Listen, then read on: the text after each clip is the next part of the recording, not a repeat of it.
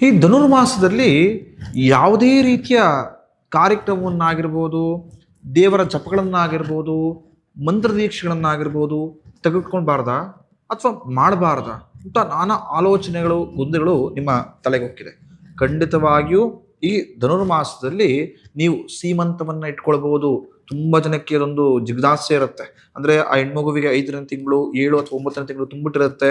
ಸೀಮಂತವನ್ನ ಮಾಡಬೇಕು ಅಂತ ಅನ್ಕೊಂಡಿರ್ತೀರಾ, ಆದ್ರೆ ಮಾಡ್ಬೋದಾ ಮಾಡಬಾರ್ದಾ ಅಂತ ಹೇಳಿ ಕನ್ಫ್ಯೂಸ್ ಆಗಿರ್ತೀರಾ. ಖಂಡಿತ ಸೀಮಂತವನ್ನ ಮಾಡ್ಕೊಳ್ಬಹುದು, ಮಂತ್ರ ದೀಕ್ಷೆ ತೆಗೆದುಕೊಳ್ಬಹುದು, ಗ್ರಹ ಶಾಂತಿಗಳು ಮಾಡ್ಕೊಳ್ತಕ್ಕಂಥದ್ದು ತುಂಬಾ ಪ್ರಶಸ್ತವಾದ ಮಾಸ ಈ ಮಾಸವಾಗಿರುತ್ತೆ. ವ್ರತಗಳನ್ನ ಮಾಡ್ಬೋದು, ಸತ್ಯನಾರಾಯಣ ಸ್ವಾಮಿ ಪೂಜೆಯನ್ನ ಮಾಡ್ಬೋದು, ತೀರ್ಥಕ್ಷೇತ್ರ ದರ್ಶನವನ್ನ ಮಾಡ್ಬೋದು, ಹಾಗೂ ಎಲ್ಲ ರೀತಿಯ ಸೇವಾ ಮನೋಭಾವದ ಎಲ್ಲ ಕಾರ್ಯಕ್ರಮಗಳನ್ನ, ಸೇವೆಗಳನ್ನ ಈ ಮಾಸದಲ್ಲಿ ಮಾಡತಕ್ಕಂಥದ್ದು. ಯಾರು ಈ ಮಾಸದಲ್ಲಿ ವಿಷ್ಣುವಿನ ಆರಾಧನೆ ಮಾಡ್ತಾರೋ ಅವರ ಎಲ್ಲ ಇಷ್ಟೇಶ್ವರ ಈಡೇರುತ್ತೆ. ಯಾರು ಈ ಮಾಸದಲ್ಲಿ ಯಥೇಚ್ಛವಾಗಿ ಹಳದಿ ಬಣ್ಣದ ಬಟ್ಟೆಯನ್ನು ಧಾರಣೆ ಮಾಡ್ತಾರೆ, ಹಾಗೆ ಬಡವರಿಗೆ ಅನ್ನದಾಸಗಳನ್ನು ಮಾಡ್ತಾರೋ ಅವರ ಎಲ್ಲ ಕರ್ಮಗಳು ಆ ವಿಷ್ಣುವಿನ ಅನುಗ್ರಹದಿಂದ ಕಳೆದು ಹೋಗುತ್ತೆ.